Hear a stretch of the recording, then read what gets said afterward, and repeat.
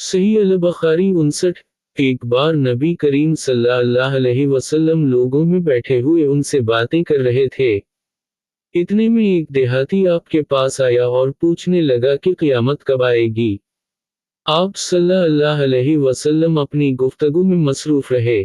बाज़ लोग जो मजलिस में थे कहने लगे आप सल्लल्लाहु अलैहि वसल्लम ने देहाती की बात सुनी लेकिन पसंद नहीं की, और बाज़ कहने लगे कि नहीं बल्कि आपने उसकी बात सुनी ही नहीं।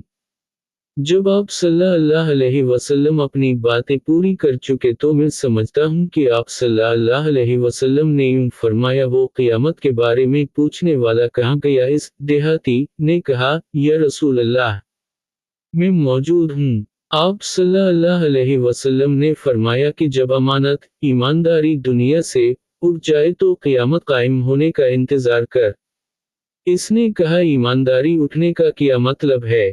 आप सल्लल्लाहु अलैहि वसल्लम ने फरमाया कि जब हुकूमत के कारोबार नालायक लोगों को सौंप दिए जाएं तो क़यामत का इंतज़ार कर। सही अल-बुखारी 60। एक सफ़र में जो हमने किया था, नबी करीम सल्लल्लाहु अलैहि वसल्लम हमसे पीछे रह गए और आप सल्लल्लाहु अलैहि वसल्लम हमसे उस वक्त मिले जब असर की नमाज का वक्त आन पहुंचा था। हम जल्दी जल्दी वज़ू कर रहे थे। बस पाँव को खूब धोने के बदल हम यूं ही सा धो रहे थे। ये हाल देखकर आप सल्लल्लाहु अलैहि वसल्लम ने बुलंद आवाज से पुकारा, देखो एड़ियों की खराबी दोज़ख से होने वाली है। 2 या 3 बार आप सल्लल्लाहु अलैहि वसल्लम ने यूं ही बुलंद आवाज से फरमाया। सही अल-बुखारी 61। नबी करीम सल्लल्लाहु अलैहि वसल्लम ने फरमाया, दरख्तों में एक दरख्त ऐसा है कि उसके पत्ते नहीं झड़ते और मुसलमान की मिसाल उसी दरख्त की सी है। बताओ वो कौन सा दरख्त है? ये सुनकर लोगों का ख्याल जंगल के दरख्तों की तरफ दौड़ा। अब्दुल्लाह रज़ी अल्लाह अन्हा ने कहा, मेरे दिल में आया कि वो खजूर का दरख्त है, मगर मैं अपनी कम सुनी की शर्म से ना बोला। आखिर सहाबा ने नबी करीम सल्लल्लाहु अलैहि वसल्लम ही से पूछा कि वो कौन सा दरख्त है। आप सल्लल्लाहु अलैहि वसल्लम ने फरमाया, वो खजूर का दरख्त है। सही अल-बुखारी 62। एक मर्तबा आप सल्लल्लाहु अलैहि वसल्लम ने फरमाया, दरख्तों में से एक दरख्त ऐसा है कि उसके पत्ते नहीं झड़ते और मुसलमान की भी यही मिसाल है, बतलाओ वो कौन सा दरख्त है? ये सुनकर लोगों के ख्यालात जंगल के दरख्तों में चले गए। अब्दुल्लाह ने कहा कि मेरे दिल में आया कि बतला दूं कि वो खजूर का दरख्त है, लेकिन वहां बहुत से बुजुर्ग मौजूद थे इसलिए मुझको शर्म आई। आखिर सहाबा ने अर्ज किया, या रसूल अल्लाह, आप ही बयान फरमा दीजिए। आप सल्लल्लाहु अलैहि वसल्लम ने बतलाया कि वो खजूर का दरख्त है। सही अल-बुखारी 63। एक बार हम मस्जिद में नबी करीम सल्लल्लाहु अलैहि वसल्लम के साथ बैठे हुए थे। इतने में एक शख्स ऊंट पर सवार होकर आया और ऊंट को मस्जिद में बिठाकर बांध दिया। फिर पूछने लगा, भाइयों, तुम लोगों में मोहम्मद सल्लल्लाहु अलैहि वसल्लम कौन से हैं? नबी करीम सल्लल्लाहु अलैहि वसल्लम उस वक्त लोगों में तकिया लगाए बैठे हुए थे। हमने कहा, मोहम्मद सल्लल्लाहु अलैहि वसल्लम, ये सफेद रंग वाले बुजुर्ग हैं जो तकिया लगाए हुए तशरीफ फरमा हैं।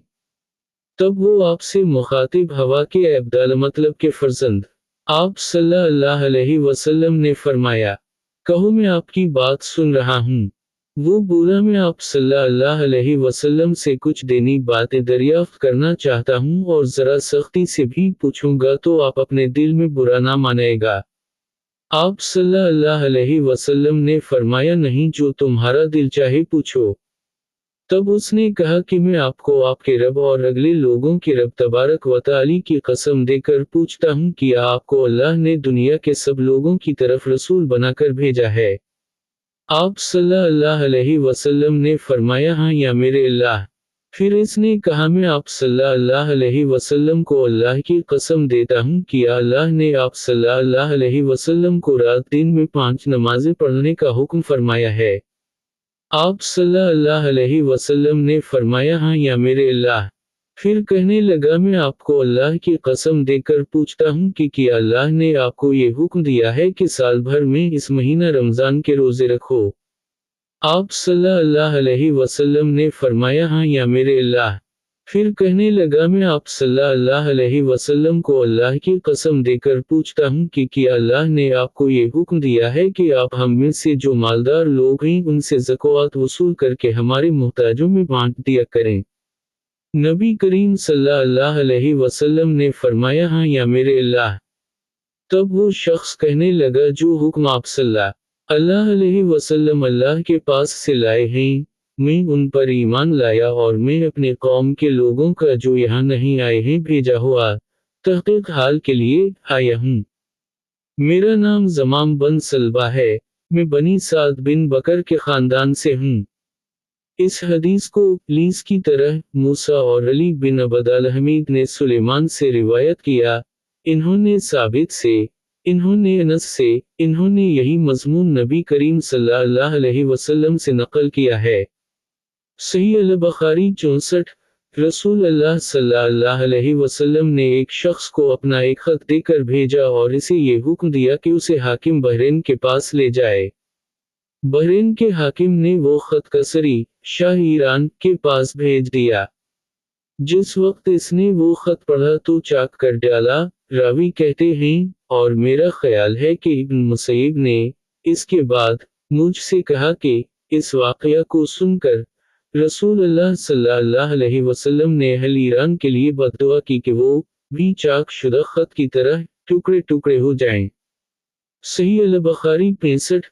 رسول اللہ صلی اللہ علیہ وسلم نے کسی بادشاہ کے نام دعوت اسلام دینے کے لیے ایک خط لکھا یا لکھنے کا ارادہ کیا تو آپ صلی اللہ علیہ وسلم سے کہا گیا کہ وہ بغیر مہر کے خط نہیں پڑھتے، یعنی بے مہر کے خط کو مستند نہیں سمجھتے۔ تب آپ صلی اللہ علیہ وسلم نے چاندی کی انگوٹھی بنوائی جس میں محمد رسول اللہ کندہ تھا۔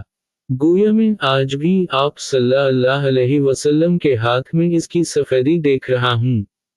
شعبہ راوی حدیث کہتے ہیں کہ میں نے قتادہ سے پوچھا کہ یہ کس نے کہا کہ اس پر محمد رسول اللہ کندہ تھا؟ انہوں نے جواب دیا، انس رضی اللہ عنہ نے۔ صحیح البخاری 66۔ ایک مرتبہ رسول اللہ صلی اللہ علیہ وسلم مسجد میں تشریف فرما تھے اور لوگ آپ صلی اللہ علیہ وسلم کے ارد گرد بیٹھے ہوئے تھے کہ 3 آدمی وہاں آئے، ان میں سے 2 رسول اللہ صلی اللہ علیہ وسلم کے سامنے پہنچ گئے اور ایک واپس چلا گیا۔